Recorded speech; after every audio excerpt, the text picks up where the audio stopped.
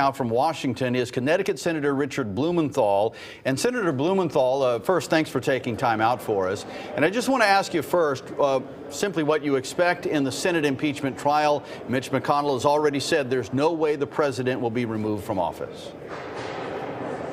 Thanks for having me at this really historic and solemn time in our nation's history. What I expect in the Senate after the House approves these articles of impeachment is that we will have a trial that hopefully will be a full and fair proceeding, including witnesses and documents that Donald Trump blocked from the House, witnesses and documents that the American people deserve to hear. And we have the responsibility of voting aye or nay on whether the president should be convicted and removed from office.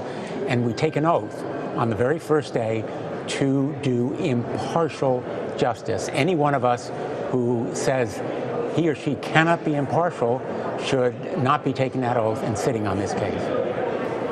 Senator, do you know of any Republican senators who might be persuaded to vote to convict?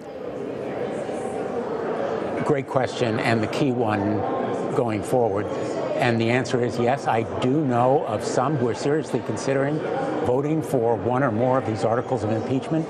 There may be as many as 7 to 10 of my colleagues among Republicans who are seriously considering, because they want to hear all of the evidence. But equally important, a number of them are prepared to vote on those witnesses and documents to assure a full and fair proceeding. And we will demand a vote. Make no mistake. We will demand a vote on these documents and witnesses because the American people rightly feel that they want to see and hear them, and so should the full Senate. Senator, you alluded to this just a moment ago, but I'd like to get your reaction to Mitch McConnell's remark that the impeachment process is political, not judicial, that he won't be an impartial juror. But I'd also like to ask you if you're prepared to say that House members were, in fact, impartial.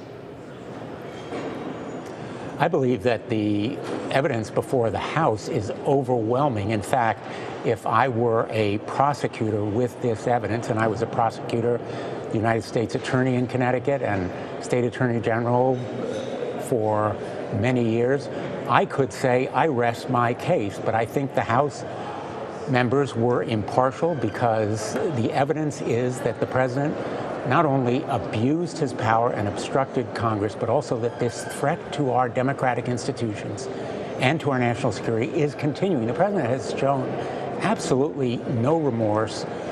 In fact, he said that all that he did was perfect. And so there is this continuing danger that I think hangs over the Senate. We need to be fair and impartial, but we also need to act as quickly as possible and consider all the evidence. And I'm going to be listening. I hope the president will come forward with evidence rather than blocking it, as he's done with every single document and up to 12 of those witnesses. If he has something that will show his innocence, he should come forward, including possibly testifying himself. But so far, all he's done is resist providing any evidence. All right, Senator Blumenthal, thanks for taking the time to speak with us tonight. And you can